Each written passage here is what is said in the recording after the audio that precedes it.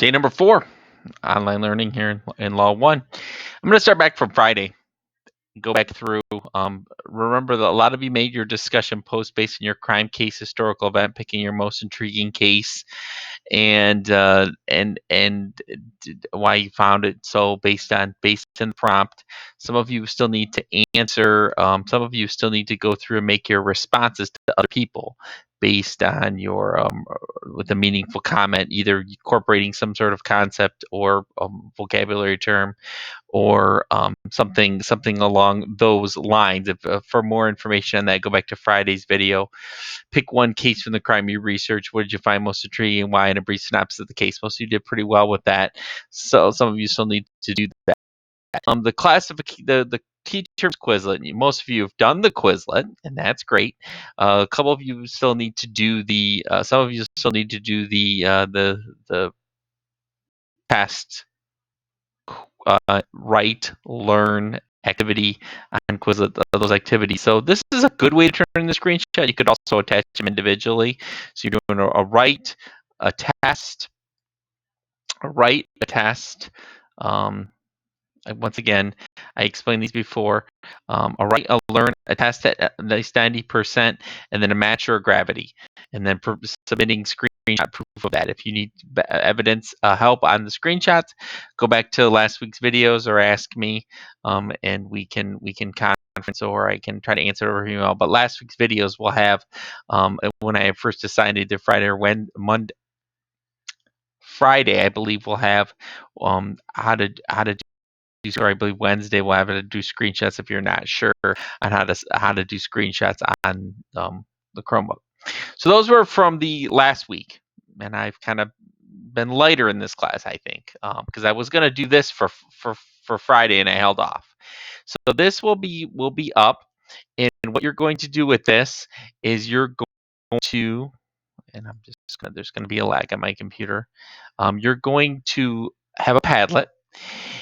For Wednesday, you're going to do the first 3 pads, and we're going to start getting into Locard's exchange principle, starting to get into forensics a little bit. So when this loads up, the idea of how fibers and other traces of items, and how detectives use those items to solve crimes, and how they trace them back. And we're going to start looking at that. So one of the things I'm asking you to do is go to this pad, and no, you're not going to go back and improve them. And then for Wednesday, you're going to go and look at other people's responses.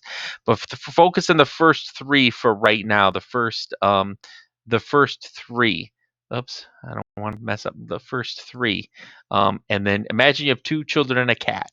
You run out to take care of some errands. That includes stopping at a furniture store, the laundromat, and the house of a friend who has 1 child and 1 dog. What kind of things might you leave behind? Just make a list. Make sure you sign in too up here so that I can see your name. If I can't see your name, can't give credit. So, or you might want to put your name, but make sure if you sign in with Google up here, it'll automatically put your name. What kinds of things might you pick up from each place? What kinds of things might you have found at each place? So 2 children, and remember, it's 2 children and a cat. And you're taking some errands, things you can't. Well, ironically, things that you can't do right now, like a furniture store, non-essential business, right?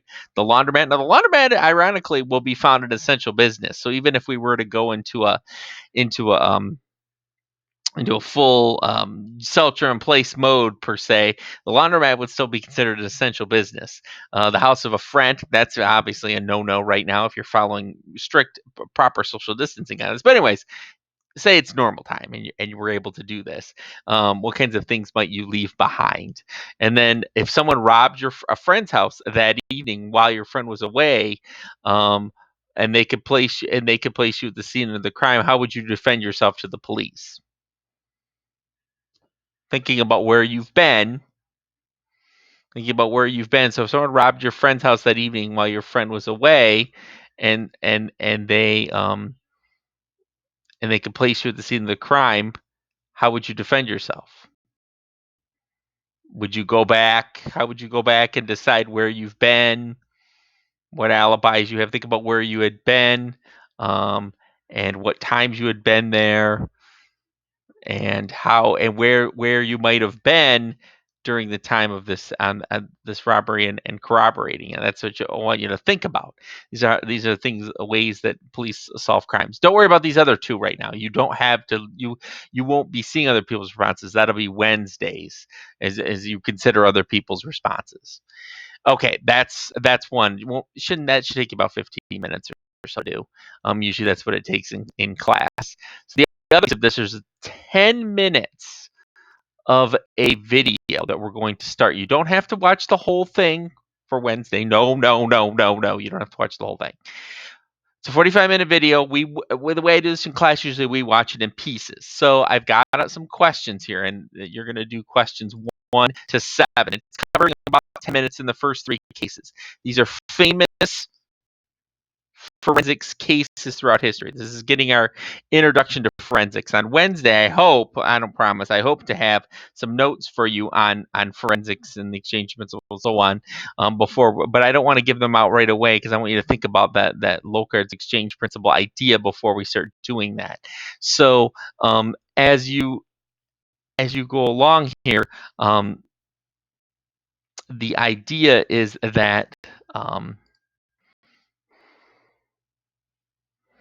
actually, I want to show you something before I think I just thought of this as I'm watching this, as I'm doing this video, but sorry to jump around there. So you're going to do numbers 1 to 7 on here, numbers 1 to 7. It'll cover the first 3 cases, about 10 minutes of that video. Just usually the word responses. Play the video if you need to. Again, it's only going to cover the first 10 minutes of the video. So yeah, recalling, thinking, going back to Locard's and the Padlet. Recall every contact you made with another. Every contact you make with another person, place, or object results in an exchange of physical materials. Every contact you make with another person, place, or object results in some exchange. That's the idea of Locard's exchange principle. We'll get more into that, but as we start thinking of that. So again, the Padlet, and then this 1 through 7 to start. First 10 minutes. You can certainly go further, but that's all you need to do for now. And then some of you also need to get caught up on your Quizlet. You need to get caught up in your Quizlet activity, and then your response to the crime discussion.